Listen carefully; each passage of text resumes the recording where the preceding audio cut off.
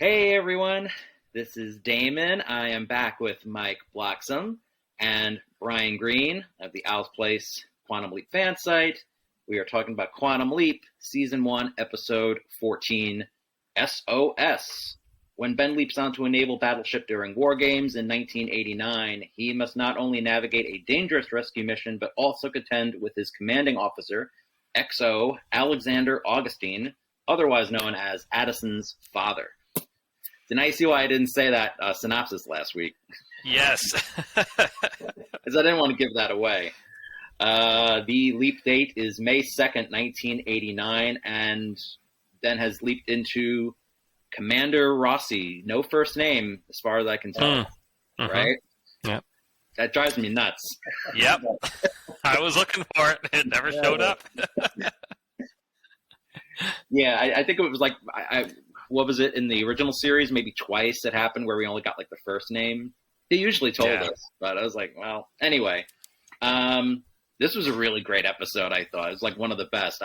Whoever, I guess you want to go first, Mike? Just to... Oh, sure. Well, I was going to say I'm glad you didn't read that synopsis because it gave away two things. One, that it was a war games, and second, that Addison's father was on board. Right. Because I know it was just the teaser was the where it was revealed that it was a war game, but it got to the one point where my wife and I were like, "Is this like a drill or a war game?" And then all of a sudden, yeah, it was. He's like, "What war is this?" One I hope we'll never have to fight. That was a good line. And then he's like, "Holy shit!" Like, really? Yeah. Yeah, I agree. I really enjoyed this one.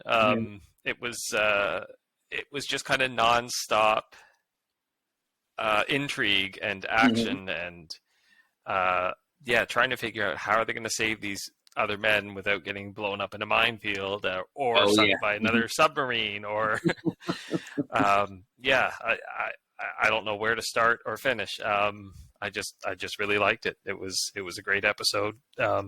Some good personal background on Addison, and I'll be interested to see if the results of this episode will change her history with her father, if perhaps he won't be as bitter and resentful as she remembered him from the original timeline as a result of the mission ended up being a success, rescuing the crew of the submarine, right, and not having to cover for his idolized commanding officer making the wrong call. Maybe, yeah, I don't know. How about you, Brian? Oh, I loved it. I've seen it 4 times. Doing all the pictures and stuff for the website. I have to watch it over and over. But it was good. I liked that it was mainly the Leap story, which was really tight. I like the effects in it. They really did. I thought they really did a good job with the ship and everything like that to make it believable. And but I like the present story too a little bit. There wasn't a whole lot to it, but a couple of the lines, where they're talking about, what if it's like Back to the Future, and Ian says, "Okay, easy, McFly," and that was kind of funny. Well, actually, I figured since it wasn't due till Monday. Hello? Anybody home? Hey, think, McFly, think. Yeah. But then he goes into saying it, it's not like TV or movies, it takes significant action to really change someone's future like that, which, depending on what movie you watch. But that was kind of funny. Yeah. So I had a good time watching. Yeah, well, that was kind of like, I think that was almost like also their way of answering like the question of like with Al and how Sam changed Al's life, and everybody kept saying, it's like, well, but if he changed it and got him together with Beth, like, would he even still work in the project? Like, right. I mean, they've revealed that, but it basically kind of proves like, yeah, it still doesn't change. Everything would kind of fall into place. Right. So I think that was kind of their way of answering that. Yeah, good point. Yeah. What were we?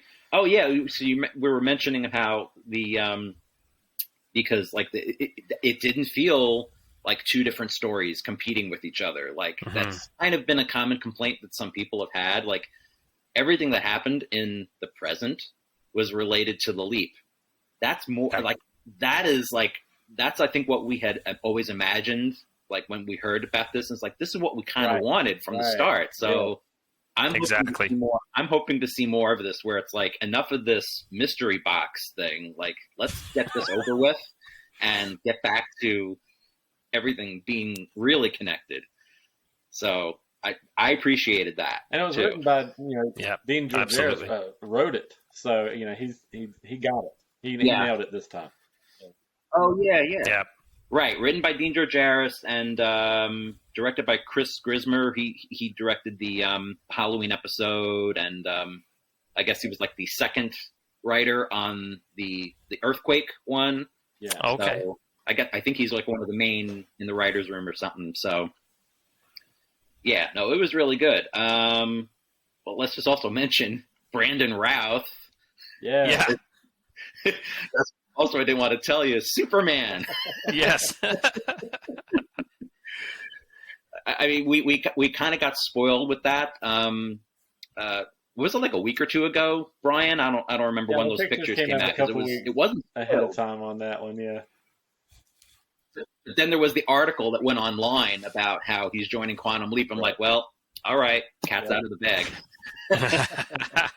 And they had pictures of Martinez in it too, right off the bat. Oh, the ending, gets a little spoiled. Well, we'll get back to Martinez at the end, because that's my thing I'm going to mention there. And then what were you telling me, Brian, that I did not catch this with the other officers? Oh, one of the names of the officers was Shaw, which is Brandon Routh's character on Chuck. Did you see Chuck, Mike, or no? You never saw it? Oh, I did Chuck. see it. No. Put it on your list. Yeah. Okay, I will. Yeah, that was his character, and Shaw was. Spoiler alert for people. Well, okay, never mind. I won't tell you because you haven't seen it. Okay, never mind. Okay, yeah. Well, I mean, Scott Bakula was in Chuck, right? Yes. No. Okay. See, I know nothing about Chuck, so. Okay. He has a role in that. So. Okay. All right. The only other thing I'll say. I won't spoil anything else. But yeah, watch Chuck. It's a good show. All right. Yeah, so I didn't catch that, and it's like, I wonder if that was an intentional nod to Chuck. I didn't see anything in the writers' room about it this time, but I didn't see all of them, so maybe odd coincidence. Because remember we talked about in when he was the doctor and Turk, it was like the whole thing with Scrubs, and so I'm wondering if that was intentional or not. I don't know. Stuff like that in for fun, yeah. Yeah. And so going back to how they're not thinking that they would do anything significant, and like wondering if Addison will pop out of existence, and then it's like the way things are happening is like now we might be getting into World War III in 1989. So, I think we have a little more to worry about now than just Addison. Well, she was already born, so and they said it was already born, and I figured it up from what they said. It makes her about 36 years old. Give or take a few months. Right. Yeah, she said it was like 2.5. Yeah, she was 2.5, yeah. So either born in 87 or late 86. Right. Yeah, something like that. Yeah. Yeah. I mean, Magic had like some pretty significant stuff to do this time too. Like talking to his Chinese, right? His equivalent, his counterpart from there, and then trying to figure out what happened back then. I haven't had an issue with that. Like they haven't given Ernie Hudson much to do. I feel like he's been underutilized in the show. That's true. That's just me. I mean, I feel like out of everybody, he's kind of like, I'm trying to figure out where he fits in, and like, because even Jen, we've gotten, we kind of like her now. Yeah, right. They're very well. Yeah. Okay. What else here? So Amada couldn't join us, but I did want to kind of bring up how she really connected with the story of with Addison's relationship with her dad.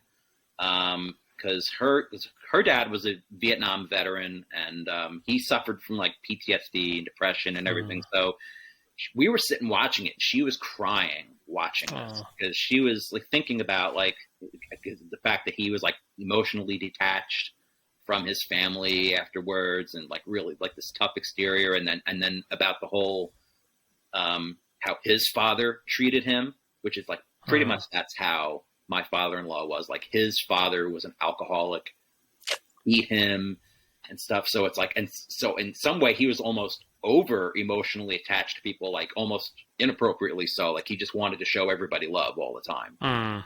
But then when he wasn't, and when he was like suffering from depression for like days on end, and would just, you know, Amada grew up with all of that. So I wanted to bring that up, that just like, it was pretty powerful stuff. Just like, wow, that was yeah. Well, it's good that you can connect to a show like that and get the, you know, the story for some people. You know, there's a lot of military families like that, you know, and in '89, no cell phones, you know, you just had to kind of wait, you know, sometimes months to get a message to your family. So that's tough as it is, much less, you know, the drinking problems and that kind of thing. So, you know, powerful if you think about it that way. So I don't know, what else of significance was really... Well, they were hinting at the, you know, Captain Drake's, I guess, grip on reality slipping or something. I don't think they ever quite revealed it. It sounded like he kind of started spinning out after the loss of his wife. Yeah, I think did they say she had died, and then he was perhaps grief? The story on that really didn't develop very far. No, that was kind of the only drawback in the episode, I think, was, you know, you had this captain who is admired by all, but is suddenly not quite fully in in his element, and for unknown reasons. But that didn't really get fully explored. Yeah. You know, I didn't even think about that too much, but I guess it was just, I felt it was one of those things where he was, this was like, no, the Cold War was over at that point, wasn't it? Or wasn't that like the early 80s or something? I don't know. The whole, I guess it was, I was thinking like his mentality was just like, oh, well, they're what do you say? Like the one ship was like following us, and we need to show like our military might, and then we need to show that they're not scared of us. And it's like, it was like almost like a paranoia, like, I tried to look it up. I couldn't find anything that actually happened similar to that. I don't know if you guys heard anything or read anything, but it's kind of like it just made the whole thing. This is sort of like they're in a different universe than our reality sometimes, you know, with some of these storylines. So maybe look at it like that, I guess. But I mean, it was a good story, you know. It was. It really was. Yeah. Although, if there was a secret submarine in Chinese waters that was being rescued by during a war games, I don't think that would have been widely publicized. Right. We'll do it that way. Yeah. And I was just about to say something else about that. I was like, and I just lost my train of thought. And then the number on the ship was 77, and the closest thing I could find was the USS O'Kane.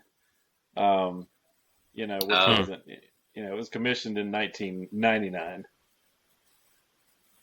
So made that up too. But I mean, the effects on it were great. I was kind of blown away by what they came up with there. So that was great. Well, I heard on some of the podcasts that apparently some of the footage that was used was from a movie. Was it? So that's how they were able to get around some of that. It was, I think, like a Universal movie. I don't think it was like I think it was Battleship, but it wasn't like the more recent Battleship movie. But it was something where I think even when they interviewed Dean Georgaris, he was like thinking, okay, I have these scenes out. I think he was like trying to think about how to incorporate the mines into it and stuff, and it kind of came up. So I guess that's how they got around some of the special effects, but it was seamless.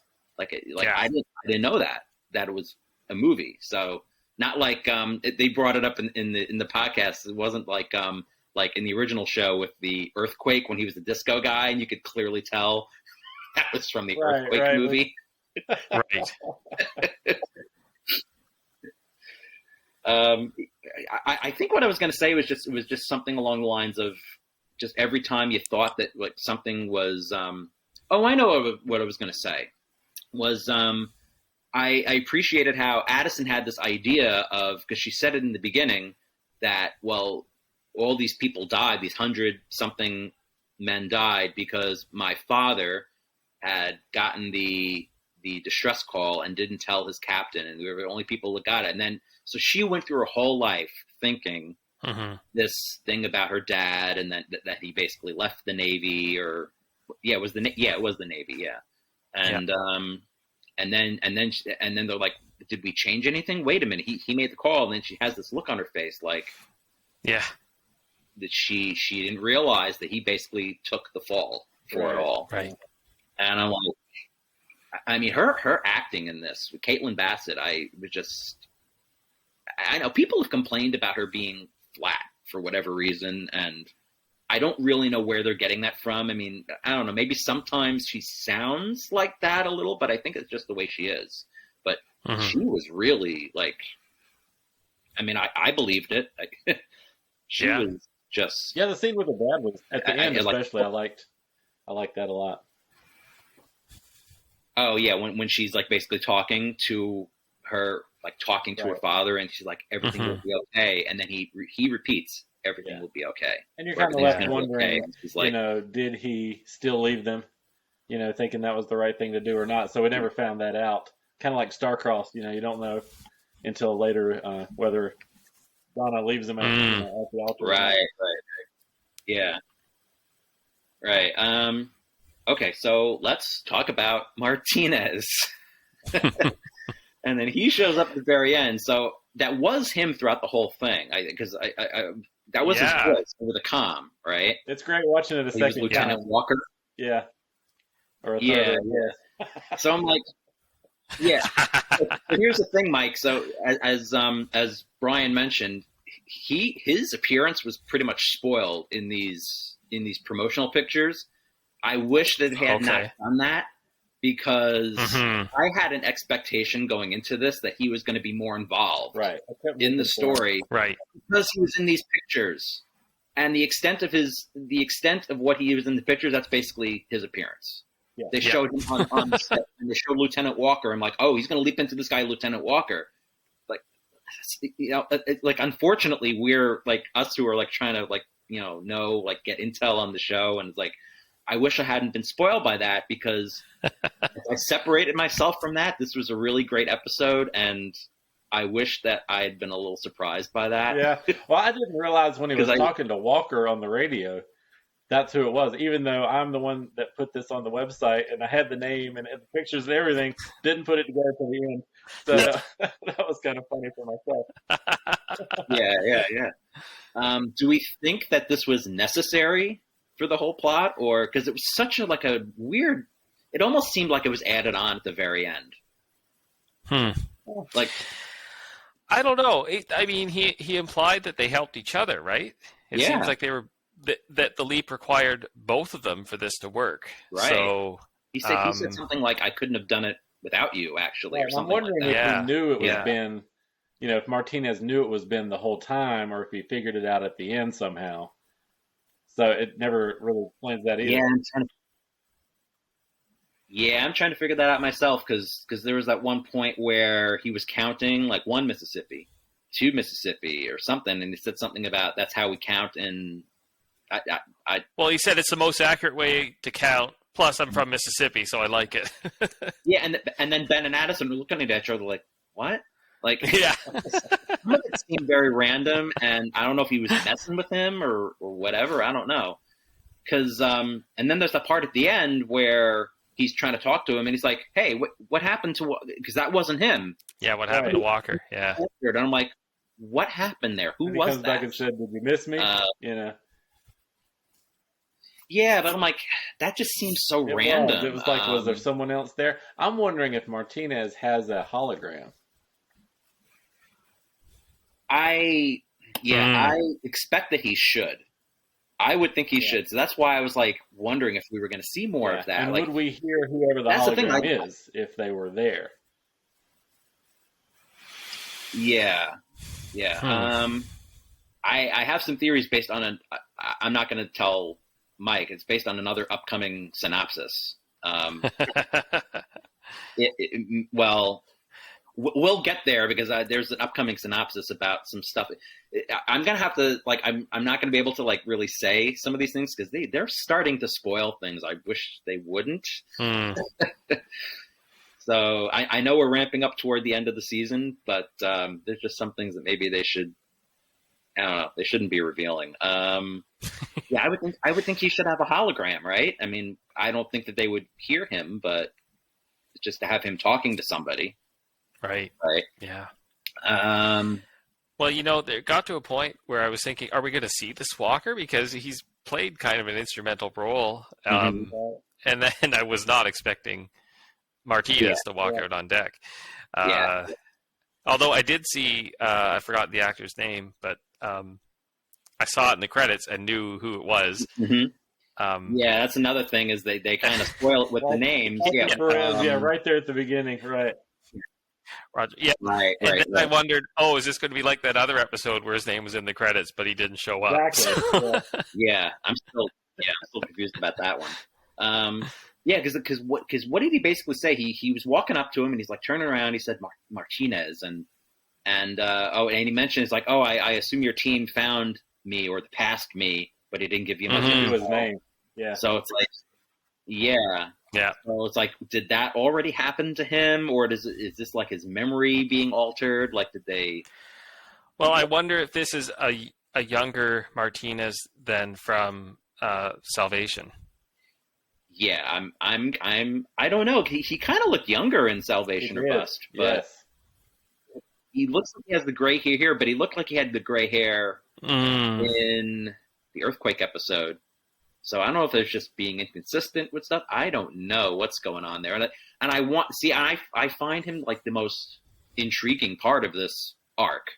And I wish they were giving us more. Right.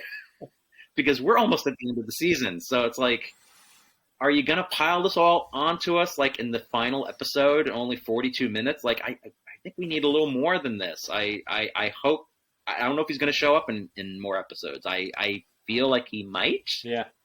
Or he should. Here's something I was wondering about. You know how, which one was it? Anyway, the trans person gets leaped into, right? And they're interviewing her and, comes up with a drawing of Ian, right? Well, what I was thinking, what if Ian is Martinez's hologram? And that's how they see the glass. Oh. And that's how they saw Ian's face. Yeah. Oh, that's That's an intriguing theory. I don't. They would see the hologram also because that's what the Looper would see. Yeah, of course. So I'm just wondering if that. Yeah. I feel like they're not quite on the. I don't know. I mean, it could be. I almost feel like Ian leaped to. It seemed like they were really implying that Ian leaped back to warn Ben of what was to come. Yeah. We're kind of putting the pieces together. Like I think it obviously has to do with Addison and something with Martinez, and I think that their fates are intertwined. And I feel like that's where Ian leaped back, because even Ian was making a big deal about, I'm not allowed to be in the imaging chamber. Right. So it's like they're already kind of breaking the rules. So I don't know. I know there's foreshadowing everywhere. I have theories on where they're going. I'm hoping that there's not going to be some kind of. I'll kind of allude to it a little bit. I'm hoping that they're not going to do some kind of like timeline reset at the end of the season. I feel like that's where they're going, because I feel that something's going to happen with Addison, and in order to save her, and I don't know. Again, maybe I should just get into more detail in. Let's see how the season ends, and then let's see. And we've lost Janice. Where is Janice? The whole storyline is just. I've been wondering that too. Is she still locked up in Project Quantum Leap somewhere, or what's happened? We talked about that last week. I feel like she's not there anymore, because that was the thing we talked about last week was why didn't they ask Janice about all of the stuff going on with Ben? I feel like that was like she would be really the big person to like, hey, Ian was leaped into, you know. Mm-hmm. You know, that was kind of one of my criticisms from last week, but I know that they don't really want to talk to Janice because they don't trust her, but I feel like she's not there. She might have been taken away. Like, I don't know where, but yeah. And then the only thing other that Martina said at the end, because Ben said, well, I don't understand, like, why you're helping me. He's like, yeah, that's why I'm going to win. And then he leaps out, and we got that full leap effect. What's he going to win? Yeah. I don't think he's an evil leaper like the mustache twirling evil leapers like Zoe, and I don't think that's what this is. Right. Yeah. But I think it's more of like the government taking control of what's going on. So I don't know. Hopefully we will find out soon. I mean, we only got 4 episodes left, so we're gonna have to. Yeah. But I hope we find out before the finale. I don't want this all getting thrown on in the finale because Deborah Pratt hinted that we're in for a wild ride. Yeah. So I don't know. Okay. Well, yeah, I hope too that this the thread with Martinez gets drawn out over the 4 episodes. And you're right, it's not just one.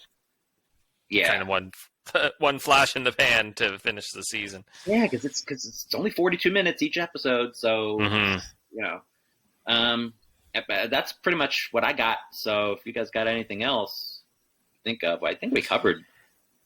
Oh, pretty good. Well, not really leap related, but I did like seeing Alex Carter there in the role of the captain. I hadn't seen him on TV for quite a while. I know him from a Canadian series that was on from 96 to 2001 called Traders, and he was a regular in season 2. So when I looked it up, I went, "Oh, that's who he was." He's he's 30 years older now, so it's not a surprise. I kind of recognized him, but didn't know where from. I feel like I've seen him too. Yeah, he's been a guest star on at least one of the NCIS series as well. So, maybe that was it. Yeah, I'm trying to remember what else. Alex Carter, Canadian actor. That must be it. Yeah, he has a lot of credits, but I've only seen him in Traders and then in this newest installation of Quantum Leap. Yeah, I'm looking up to see quick if I see anything. I don't think so. Yeah, but he did. He's got one of those faces that look familiar. So it's like, oh, okay, yeah. Oh, he was. But I found he was really powerful in his acting. He like. Yeah. You just felt like, oh yeah, this guy is a hardened Navy captain. He's like takes no bull from anyone and knows how to run a ship. Yeah. It was. Well, thanks for bringing that up, Mike. Because I did think he looked familiar, but I couldn't place him at all. He just had one of those faces. Yeah. Anything else you want to add, Brian? Or? No, just small tidbit. There were no actual songs in this one. It was all score music. Right. Yeah. It was good. Kind of expected. They backed off of it a little bit in certain places, so I could actually get a couple of cool hand-link sound files without music in the background. So I put those on the site. For your phone or anything. But no, overall, just a great episode. Loved it. Hope to see more of that. The lawyer episode next week, looking interesting. So hope that'll be good. Yeah, the next one is Ben's Song for the Defense. That's what it's called, and he is a female lawyer, a defense attorney. I think is in the description. So I'm not going to read that description either because it gives away something else. It should be interesting. The sheet of paper there just said Office of the Public Defender. So yeah, he's a public defender, but he's a woman again. So it's like, they seem to be doing this. I noticed that right away. You're right. I think you mentioned that last week, Damon. They've really put him in a lot more female roles than like Sam ever did in a single season. Right. Yeah. Yeah, I mean, it makes sense. It's just like there's really no reason why it can't. It's just exactly. But I find it interesting. So that should be a good one, I think. I think they were going to do a lawyer episode like pretty early on in the season too, but then they ended up doing the Western instead. So. Oh, okay. Yeah. So I don't know if it's the holdover from that or what, but I don't know who's writing it or directing it yet, but we'll see. All right. So that was our review of S.O.S. Be sure to hit the like and subscribe buttons. I'm Damon, Mike, Brian. Hopefully we'll all be able to do this next week. And until next time, see everyone. Bye. Bye. Bye.